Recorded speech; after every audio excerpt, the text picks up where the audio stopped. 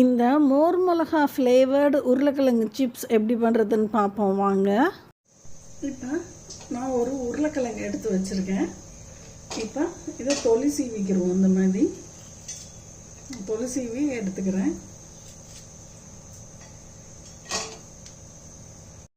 நம்ம இந்த மாதிரி உரிச்சிட்டோம். இந்த தோல் நமக்கு தேவையில்லை. இப்போ நம்ம தோல் சீவின உருளைக்கிழங்கு இருக்குது. நான் இந்த மாதிரி ஒரு சட்டியில் தண்ணி எடுத்து வச்சுருக்கேன். இப்போ இந்த மாதிரி ஒரு சீவரை வச்சு நீங்கள் இந்த தண்ணியில் இந்த உருளைக்கிழங்க சீவிடுங்க.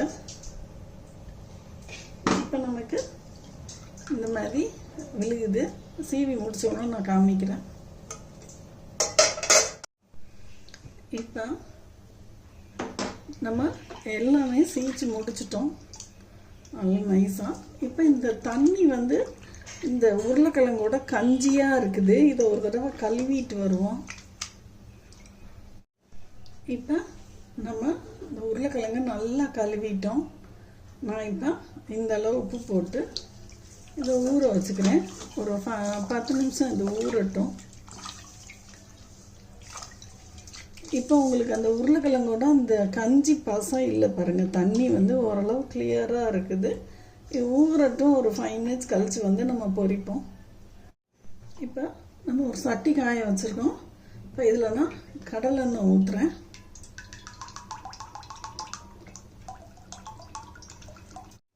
இப்போ நமக்கு எண்ணெய் இங்கே காஞ்சிக்கிட்டு இருக்கு. இப்போ இந்த சட்டியில் அந்த உருளைக்கிழங்கு வச்சுருக்கோம்ல அப்படி எடுத்து இது நல்லா இந்த உருளைக்கிழங்க புளிஞ்சிக்கோங்க.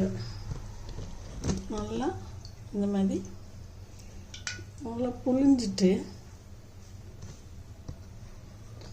இப்போ இந்த எண்ணெயில் அப்படி போட்டுருங்க.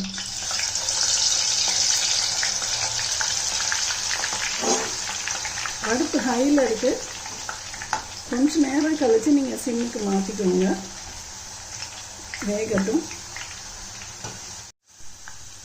இது வந்து நமக்கு பாதி வேக்காடு வந்திருக்கு. இது வந்து நமக்கு வந்து ஃபுல்லாக வேகலை. இதை வந்து நம்ம இந்த மாதிரி பக்கத்தில் ஒரு தோசைக்கல் தான் வச்சுருக்கேன். அதில் நான் சும்மா அப்படி எடுத்து வச்சுக்கிறேன். அப்புறம் திருப்பி நம்ம ஒரு தடவை போட்டு ஃப்ரை பண்ணிக்கலாம். இது வந்து பாதி வேக்காடு தான், சவுக்குன்னு தான் இருக்கும். எடுத்து வச்சுட்டு நெக்ஸ்ட்டு ஒரு ஈடுக்கு வந்து அடுப்பை வந்து ஹை பண்ணி இந்த பக்கத்தில் இருக்க அந்த உருளைக்கிழங்க எடுத்து நல்லா புழிஞ்சு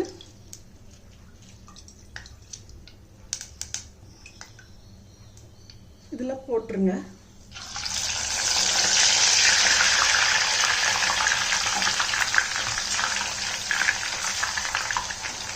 ஒரு 1 மினிட் கழிச்சு அடுப்பை சிம் பண்ணிக்கோங்க. இந்த இதுக்கு வந்ததுக்கப்புறம் நான் அடுப்பை சிம் பண்ணியிருக்கேன்.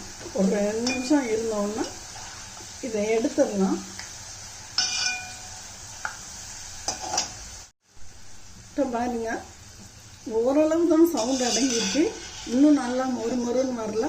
இந்த பாதி வேக்காடு வந்ததும் இதை எடுத்து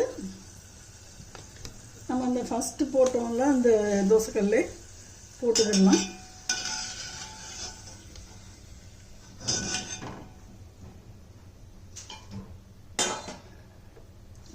அதே மாதிரி மிச்சதெல்லாம் போட்டு எடுத்துக்கோங்க.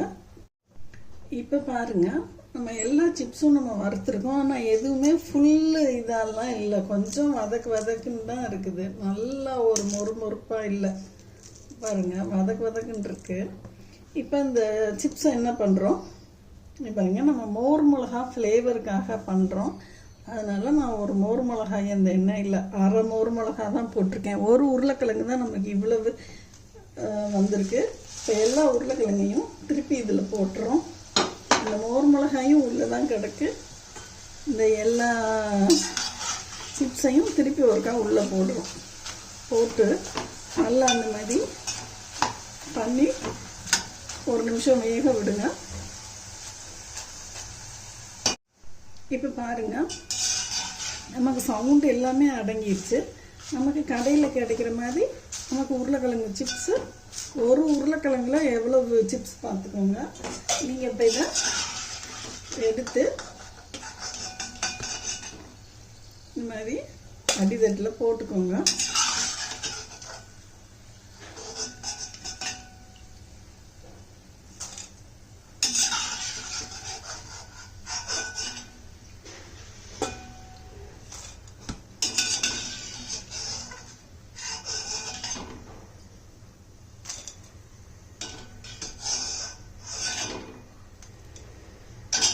இப்போ இது ஒரு நிமிஷம் ஆறட்டும். நமக்கு இதில் இந்த மோர் மிளகாயும் உள்ளே விழுந்துருக்கு. இங்கே பாருங்க, இருக்கட்டும், இது ஆறட்டும் ஒரு நிமிஷம். இங்கே பாருங்க, இந்த மோர் மிளகாயை மட்டும் எடுத்து வச்சுட்டு இப்போ இந்த உருளைக்கிழங்க இதில் போட்டு போங்க. இந்த மோர் மிளகாய் இருக்குல்ல, இதில் கொஞ்சம் நுணுக்கி போடுங்க.